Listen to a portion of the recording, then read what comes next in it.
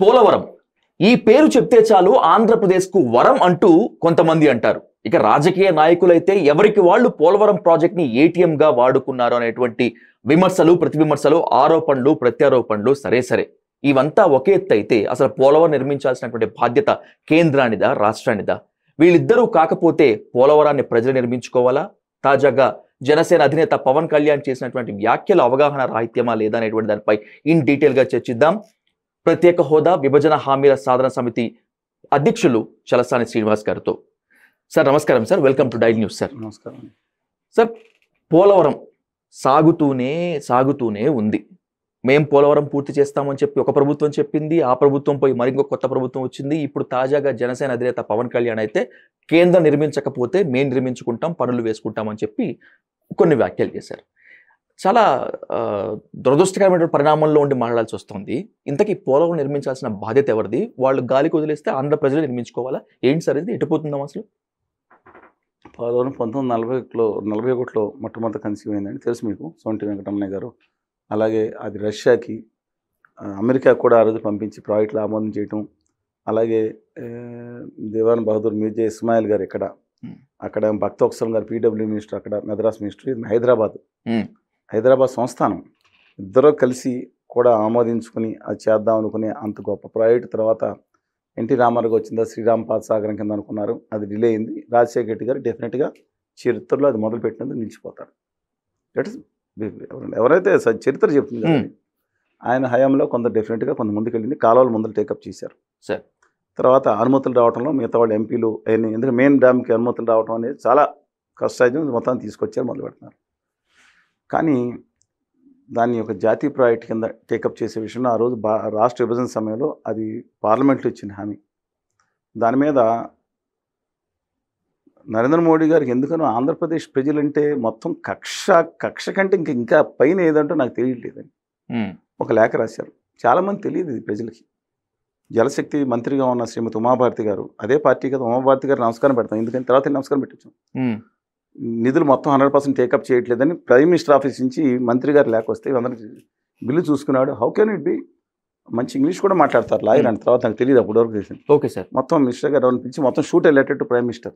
నమ్మట్లేదు కదా చాలామంది. ఒకసారి చూసుకోండి, మీకు కావాలంటే పంపిస్తాను, వేయండి ఆ వార్త కూడా ప్లీజ్ సార్. నమ్మాలి జనం, ఎందుకంటే తెలియదు కాబట్టి చాలామందికి. ప్రైమ్ మినిస్టర్కి లెటర్ రాసినాము, ఇప్పుడు మంత్రి పదవి ఊడిపోద్దాం అనుకున్నాను. అంత పవర్ ఓడగొట్టేశారు. దీనివల్ల మిగతా వాళ్ళు కానీ ఓడగొట్టేసి నమో గంగామి కూడా తీసుకెళ్ళి మంత్రి పదవి లేకుండా మురుగు నీళ్ళు పెట్టుకుని అవమానించి పంపించారు. వేరే సంగతి.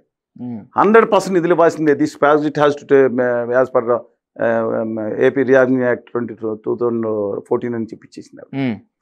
ఆ తర్వాత 2014 100 కోట్లు ముష్టి తీర్చారు. 2015లో 100 కోట్ల చిల్లర ముష్టి తీర్చారు ఆంధ్రప్రదేశ్కి.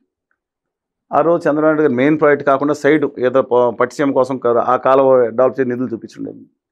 ఏమి రాపోయేటప్పుడు మొత్తం రక్తం మరిగిపోతున్నారు. మేమందరం పోలవరం సాధన సమితికి అధ్యక్షులుగా ఎర్రనారాయణ గారు, విద్యులు, గౌరవనీయులు మొన్న 15 సంవత్సరాల క్రితం విగ్రహావిష్కరణ మన కూడా నేను 15 రోజుల క్రితం ఉప్పులూరు వారి స్వగ్రామం అండి, ఉండి నియోజకవర్గం, పశ్చిమ గోదావరి జిల్లా. చాలా గొప్ప మనిషి, మహోన్నత వ్యక్తులు.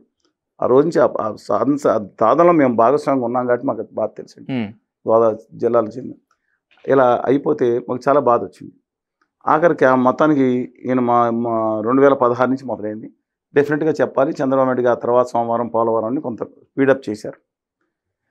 ముఖ్యమైన రిహాబిలేషన్ రీసెట్ సరే, దాంట్లో డయాఫ్రమ్ పడిపోయింది, లేదంటే కాపర్ డ్యామ్ మొత్తం వేయకుండా సగం బొక్క పెట్టినట్టు ఎలా వదిలేశారు, ఇవన్నీ తర్వాత మాట్లాడుకొని టెక్నికల్ విషయాలు. అది పెద్ద సబ్జెక్ట్, ఇది చాలా పెద్ద సబ్జెక్ట్ ఇది. సరే, ఏది ఏమైనా కింద పైన కాపర్ డ్యామ్ కట్ల 70% కట్టారు, కింద 40% కట్టారు. వాటర్ రావడం చాలా ఇబ్బంది అండి. ఫస్ట్ అది చేసుకోవాలి, కోఆర్డినేషన్ చేయాలి. దాని మీద కాంట్రాక్టర్ని మార్చడం. నితిన్ గడ్కరీ గారిని మెచ్చుకుంటాను విషయంలో, ఆయన సపోర్ట్ చేయడం జరిగింది. ఇప్పుడు కూడా 3 సార్లు కలిసాను. నేను ఏం మాట్లాడినా నాకు తెలుసు. ఈ మోడీ గారు, అమిత్ షా గారు ఇలాంటి వాళ్ళు కూడా ఆయన ఏమన్నారు కూడా తెలుసు. పక్కన పెడదాం. కానీ నిజంగా ప్రాజెక్ట్ గట్టిగా వెళ్ళిందండి. వెళ్ళి ఒక స్టేజ్లో అయిపోయింది. అది రిహాబిలేషన్ రీసెటిల్మెంట్ అనేది ముఖ్యమైనది. దాంట్లో 33,000 కోట్లు పెరిగింది దానివల్ల, 2013 చట్టం వల్ల. అది ఇంకా అందులో కొంత ఆల్రెడీ కొన్ని కాలనీలు నిర్మాణం అవుతున్నాయి. దాదాపు 10,000 ఇళ్ళు, 23 సెటిల్మెంట్స్ని తిరిగి వేరే చోటకి మూవ్ చేశారు, నడుస్తూ ఉంది. 5 లక్షలు ఇస్తుంటే జగన్మోహన్ రెడ్డి గారు 10 లక్షలు ఇస్తానని ఇంతవరకు ఇవ్వలేదు. వాళ్ళ వ్యతలు, వాళ్ళ బాధలు నిజంగా మిగతా వాళ్ళ సంగతి తెలియదు. నేను హెల్త్ క్యాంప్స్ 2 సార్లు పెట్టాను. ఆక్సిజన్ కాన్సన్ట్రేట్లు ఊళ్ళో ఇస్తే నేను వెళ్ళి అక్కడ డొనేట్ చేసి వచ్చాను. హెల్త్ క్యాంప్ అక్కడ కూడా పెట్టాం. అక్కడ ఇవాళ పరిస్థితుల్లో ఇవాళ మరి కొత్త చాలామంది వచ్చారు. వాళ్ళు మునిగిపోయే బాధలు ఉంటే జ్యోతి నెహ్రూ గారిని ఒక పార్టీ నుంచి, అలాగే సిపిఐ మధు గారు, శ్రీనివాసరావు గారు, రామకృష్ణ గారు, అక్కడ చందా లింగయ్య గారు నిర్వహిస్తాం, ముఖ్యంగా ఆయన ప్రెసిడెంట్, అందరం కలిసి ఢిల్లీ వెళ్ళి పార్లమెంట్ గోడ యువతల దగ్గర నిర్ణయాలు చేసి మొత్తం చేయవలసిన చాలా వరకు ప్రయత్నం చేసి, సరే కొత్తగా వచ్చిన సంగతి నాకు తెలియదండి వాళ్ళు ఏం మాట్లాడుతున్నాను.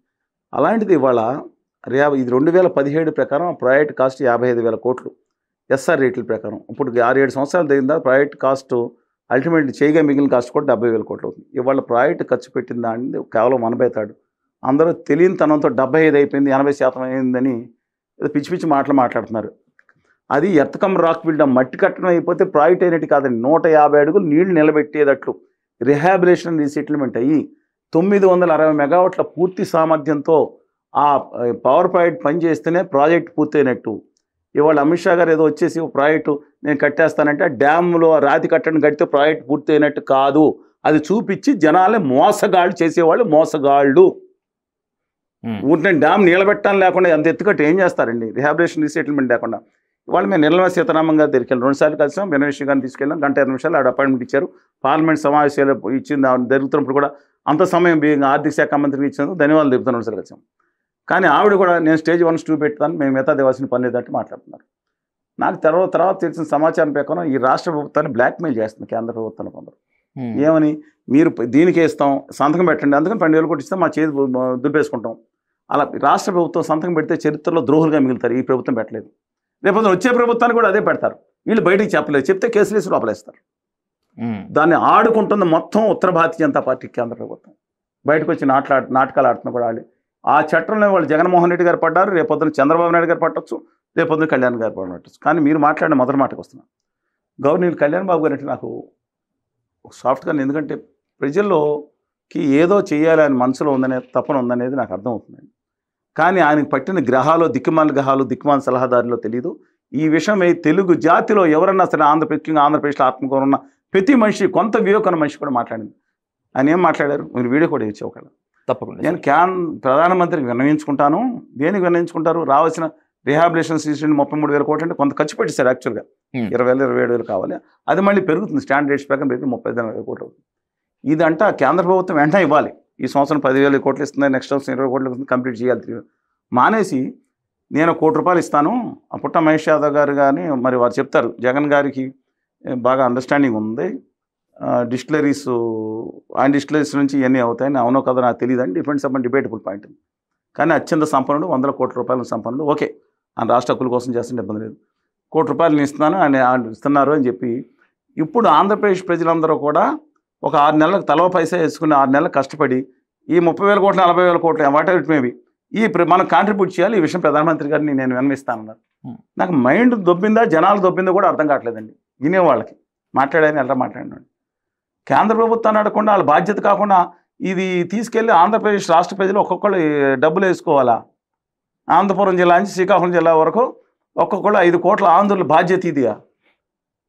కేంద్రానికి వినతించి కాలు పట్టుకోండి, నాకు అర్థం కాదు. నేను అనలేదండి, ఆయన అందే సత్య పవర్ఫుల్. ఒక మీటింగ్ పెడితే తెలంగాణలో కూడా ఈవెన్ కోస్తాలో కూడా రూపాయి లేకుండా వచ్చి 50,000 మంది ప్రజలు రూపాయి తీసుకుని వచ్చి సాయంత్రంలో కూర్చునే కెపాసిటీ ఉన్న మనిషిని ఏ స్టేజ్ తీసుకొచ్చాడు దిక్కుమాల సలహాదారులు. తెలుగు వాడికి అన్యాయం జరుగుతుంది, తొడగొట్టి వాళ్ళు ఆదిలాబాద్లో నిజామాబాద్ నిలబడి అక్కడికి వస్తారు. అలాగే ఆయన మీటింగ్ పెడితే బరంపురం, చెన్నైయో లేకపోతే బెంగళూరులో లేదా షోలాపూర్లో కూడా వస్తారండి. ఆయనకి 3-4 రాష్ట్రాల్లో అంత అభిమానులు ఉన్నారే. ఇంతకుముందు ఎన్టీ రామారావు గారు ఉన్నారు, చిరంజీవి గారు ఉన్నారు, రేపు పొద్దున్న ఎన్టీఆర్ గారు రావచ్చు, ఎవరు రావచ్చు. కానీ ప్రస్తుతం రాజకీయ నాయకుడు సినిమా నటుడు ఆయన కదా, అంత అభిమానం ఉంది. ఎందుకు ఆలోచించలేకపోయారు? కేంద్ర ప్రభుత్వం దగ్గరికి వెళ్ళి ఏమన్నారు, నేను తలకాయ క్షమాపణ చెప్పాను. ఎందుకు చెప్పాలి? ప్రత్యేక హోదా రాకపోతే రాష్ట్రం నాశనం అయిపోతుంది అని తెలుసు కదా ఆయనకి. అది అడిగినందుకు, అది నిలదీసినందుకు, రాష్ట్ర భావితరాలు గురించి అడిగినందుకు క్షమాపణ చెప్పాల్సి వచ్చింది. ఏం తప్పు చేశారని క్షమాపణ చెప్పాల్సి చెప్పు. ఆయనకి ఏమున్నాయి, కేసులు ఏమున్నాయి? ఎందుకు తలకాయ ఉంచుకుని ఉండిపోయాను? చివాట్లు ఎందుకు తినాలండి? చివాట్లు ఒక పవర్ఫుల్ పర్సనాలిటీ, తెలుగు జాతి సంబంధించిన పర్సనాలిటీ, ఎవరు దిక్కుమాలిన వ్యక్తులు ఈయన్ని ప్రలో పెడుతుంది? అది కూడా కాకుండా వాళ్ళ పాఠశాల వాళ్ళ దగ్గర తలకాయ పెట్టేసి 10 నిమిషాలు కాళ్ళ దగ్గర పెట్టేశారా? వీడియో వేయండి, ఒరిజినల్ వీడియో వేయండి. ఎందుకోసం? జగన్మోహన్ రెడ్డి గారి మీద కోపంతో ఈయనకేను ఇద్దరికి మ్యాచ్ ఫిక్సింగ్ చేయటానిక? ఒక్క మాట పోలవరం పూర్తి నిధులు ఇవ్వండి, తలకాయ పెట్టాల్సిన అవసరం ఏంటండి? సత్యపు నా తెలుగు జాతి ఆత్మగౌరవాన్ని నిలబెట్టాల్సిన మనిషి ఇవాళ నేను అడుగుతున్నాను, ఇన్ని వేల కోట్లు కేంద్ర ప్రభుత్వం వాసి వస్తే రాష్ట్ర ప్రజల మీద ఇది కాస్తం కాకపోతే సెస్ చేసి ప్రజల దగ్గర నుంచి వసూలు చేస్తారంట. ఏంటండి ఇది? సెస్ చేస్తారు ప్రభుత్వంలోకి వస్తే. కేంద్ర ప్రభుత్వం ఇవ్వాల్సిన న్యాయం మా హక్కు, అది భిక్ష కాదు, ఇక విరమించుకోవడానికి కాదు. గురించి మీరు మా హక్కు, అది విభజన సమయంలో కండిషనల్ బైఫర్కేషన్. అది నేను మాట్లాడితే ఎవరన్నా తిట్టుకోండి, 10 ఏళ్ల తర్వాత వేసుకోండి ఈ వీడియోని తీసుకుని, మీ వీడియోని 10 ఏళ్ల తర్వాత వేసుకోండి. నేను చెప్పిన దాంట్లో తప్పుండి చెప్పండి. నేను ఎవరిలాగానో నేను గౌరవనీయులు నరేంద్ర మోడీ గారిను అమిత్ షా తిట్టమని ఆయన మీద దాడి చేయమని నేను అన్నాం. మన హక్కుగా నిలదీయాలి కదా పార్లమెంట్లో, మన హక్కుగా రావాలి కదా. 40,000 కోట్లు ఎందుకని ఇక్కడ ప్రజలు వేసుకోవాలి? పెనాల్టీ ఎందుకు వేయాలి వాళ్ళ మీద? నేను అడుగుతున్నాను, తప్పండి. ఇవాళ ఆంధ్రప్రదేశ్లో చేతకాని నాయకత్వం తమ హక్కుల్ని, తెలుగు జాతి ఆత్మగౌరవం తీసుకెళ్లి ఢిల్లీ పాదశాలలో, ఆ గుజరాతీ పాదశాల కాళ్ళ దగ్గర తాకట్టు పెడతాం వల్ల ఎంత నష్టం అండి. వాళ్ళ రాయలసీమ గురించి ఒక్క చర్చ జరుగుతుందాం, మాట్లాడుకుందాం మనం. ఒక్క చర్చ జరుగుతుంది, దేనికి మాట్లాడట్లా లేదు. పోలవరం అనేది డెఫినెట్గా అది పూర్తి కావాలంటే 150 అడుగులు ఎత్తులు నీళ్లు నిలబెట్టినప్పుడు మాత్రం మళ్ళా చెప్తున్నానండి, డ్యామ్ కట్టేసి పెద్ద పెద్ద ఏడాది మోడీ గారిని తీసుకొచ్చి చప్పట్లు కొట్టేసుకుంటారు 2 ఏళ్లలో. రిహాబిలేషన్ వాళ్ళ వ్యతలేంటో వాళ్ళకి తెలుసా? వాళ్ళ వ్యతలేంటో, వాళ్ళ కష్టాలు ఏంటో వాళ్ళకి తెలుసా? ఖచ్చితంగా చెప్తున్నా అండి, న్యాయం జరిగి దాని 900 మెగావాట్లో పవర్ ప్లాంట్ పూర్తిలో అయ్యి 135 అడుగులు ఎండిడిఎల్ కాకుండా 150 అడుగుల్లో ఉండగారు. లెఫ్ట్ కానాల్ రైట్ కానాల్ రెండింటికి కూడా పూర్తి సామర్థ్యంతో 18,000 క్యూసెక్కులు ప్లస్ నీళ్లు వెళ్ళినప్పుడే ప్రాజెక్ట్ పూర్తి అయినట్టు. అంతేగాని గోడ కట్టేసి కొంచెం నీళ్లు దింపి నెమ్మది అయిపోయింది అనుకుంటే ప్రాజెక్ట్ పూర్తి అయినట్టు కాదు. 70% ఇంకా పెండింగ్ ఉంది. ఖర్చులో లెక్కేసుకోవాలి. కాంక్రీట్ ఖర్చు చేసేసి అయిపోయిందంటే నడవదండి అది. ఇక రోడ్డుతో వేసాం ఖర్చు అయిపోయిందంట. తార్ రోడ్ వేసి కనెక్టింగ్ పెడితే కదా జనాలు వెళ్ళేది. అందుకని మీకు అందుకని 70% అవటం అబద్ధం. మొత్తం ఖర్చుతో లెక్కేసుకుంటే కాంక్రీట్ కట్టడం అయిందంటే అది కాదు కదండి. అందుకని ప్రజలకు దయచేసి గమనించండి, తమ హక్కుల కోసం ఖచ్చితంగా పోరాడాలి. ముఖ్యంగా అక్కడ ఉన్న నిరాశ్రయాల కోసం వాళ్ళని ముంచేసి మేము ఆందోళన ఉండాలనుకోవట్లేదు. వాళ్ళకి న్యాయం చేసి నీరు పారించండి అని చెప్పి కోరుతా ఉన్నాం. Thank you sir. ధన్యవాదాలండి.